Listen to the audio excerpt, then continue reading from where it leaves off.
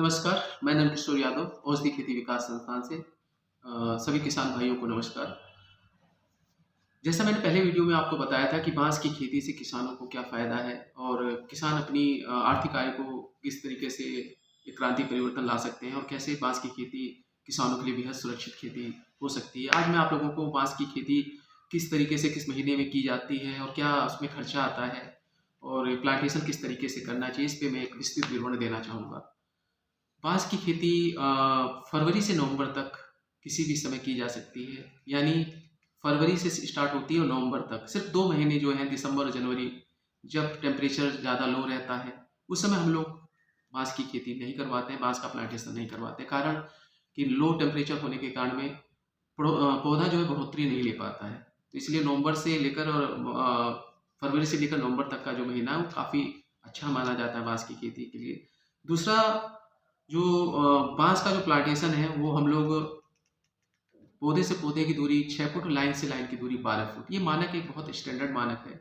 इसके साथ किसान जो है अपनी अन्य फसलें गेहूँ, गन्ना और सरसों जैसी खेती कर सकता है या औषधि फसलों की खेती भी कर सकता है बाँस के साथ में। और तीसरे साल के पश्चात जब छाया हो जाती है तो छाया वाली खेती जैसे हल्दी, अदरक, सताव जैसी खेती लाइफ टाइम कर सकता है।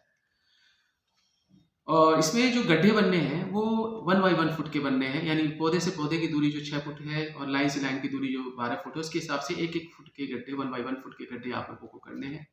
और गड्ढे खोद के उसमें आप डीएपी यूरिया का जो एक घोल है, मिक्स घोल है, 1-1 लीटर उन सब में गड्ढों में डाल देना है। और उसके बाद प्लांटेशन के समय में जैविक खाद जो उपलब्ध रहती है गाँव में, वो जैविक खाद डाल के और प्लांटेशन कर देना और पानी दे देना है। बस आपको पानी का ध्यान रखना है, समय-समय पे प्लांट को पानी देना है जब तक मानसून आ जाता है और मानसून आने के पश्चात जो पानी है, उसकी जो समय सीमा है वो धीरे-धीरे मतलब कम ज़रूरत पड़ती है क्योंकि मानसून में बारिश होती रहती है। और जैसे-जैसे प्लांट आपका बढ़ता जाएगा, 1.5 साल के बाद या 2 साल के बाद आपको पानी देने की भी ज़रूरत नहीं है क्योंकि अपनी ज़रूरत का 80% से ज़्यादा पानी ये पर्यावरण यानी एटमॉस्फियर से लेता है। ये इसके अंदर क्वालिटी है। बाँस जो है, जैसा मैंने आपको बताया है कि किसी भी परिस्थिति में हो सकता है। तो जो खाली ज़मीनें हैं, बंजर हैं, ऊसर ज़मीनें हैं, रेतीली ज़मीनें हैं या वो ज़मीनें जो किसी काम की नहीं है, वहाँ आप बाँस का उत्पादन कर सकते हैं।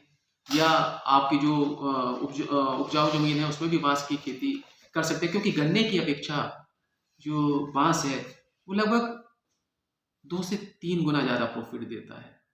यानी वो फसल है जो 3 साल के बाद आपको लाइफ टाइम गन्ने से दुगुना से तिगुना रिटर्न देता है। बाकी हम जो ये जो वैरायटी लगा रहे हैं, ये एक टिश्यू कल्चर वैरायटी है। ये वैरायटी जो है एक हाइब्रिड वैरायटी है, चाइनीज़ वैरायटी है। इस ये जो प्लांटेशन जो हम लोग प्लांट लगा रहे हैं, इसकी जो बढ़ोतरी होती है अन्य बाँस की जो वैरायटी है उसकी अपेक्षा काफ़ी तेज़ी से इसकी बढ़ोतरी होती है। ये 1 दिन में 1 से 1.5 फुट बढ़ जाता है। मानसून में इसका जो प्लांटेशन है बहुत तेज़ी से बढ़ता है। दूसरा इसका जो उत्पादन है, बंबूसा मेल्टोनी का जो उत्पादन है, ये अन्य बाँसों की अपेक्षा 2 से ढाई गुना ज़्यादा होता है। यानी पर एकड़ के हिसाब से जो प्रोडक्शन है, अगर वो 50 से 70 टन दे रहा है 1 एकड़ में, तो ये 120 से 150 टन एकड़ देने की क्षमता रखता है शुरुआत में। तो वैसे तो वैराइटीज़ आपकी 136 से ज़्यादा वैराइटी है हिंदुस्तान के अंदर में, लेकिन कमर्शियल वैराइटीज़ में इन्हीं 2 वैराइटी बंबूसा बालकुआं और बंबूसा हैमिल्टोनिया की माँग है। लेकिन हम जो वैराइटी लगा रहे हैं इसमें 65% सेल्यूलोज़ पाया जाता है और मैंने आपको पिछली वीडियोज़ में बताया था कि सेल्यूलोज़ किस काम आता है। तो बाँस जो है, ये देखा जाए तो किसानों की आर्थिक आय में एक बहुत बड़ा क्रांतिकारी परिवर्तन ला रहा है और लाने में सक्षम है। तो वो किसान जो अपनी मेड़ों पे लगाना चाहे, वो किसान जो क्या कहते हैं पूरे खेत में लगाना चाहते हैं या वो किसान जिनके पास खाली ज़मीनें पड़ी हैं, बंजर ज़मीन पड़ी है, ऊसर ज़मीन पड़ी है, वो जिन जहाँ से किसानों को बिल्कुल भी रिटर्न नहीं मिल पा रहा है, वहाँ पे भी किसान लगा के हर पेड़ से सालाना 1 से 2,000 ढाई हज़ार रुपए कमा सकता है। ये किसानों को लिए बहुत बड़ी अच्छी फसल है और लाइफ टाइम इनकम देने का साधन है।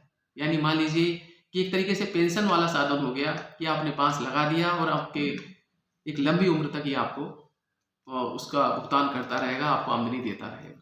मैं नंदकिशोर यादव, औषधि खेती विकास संस्थान, उत्तर प्रदेश, शाहजहाँपुर। धन्यवाद।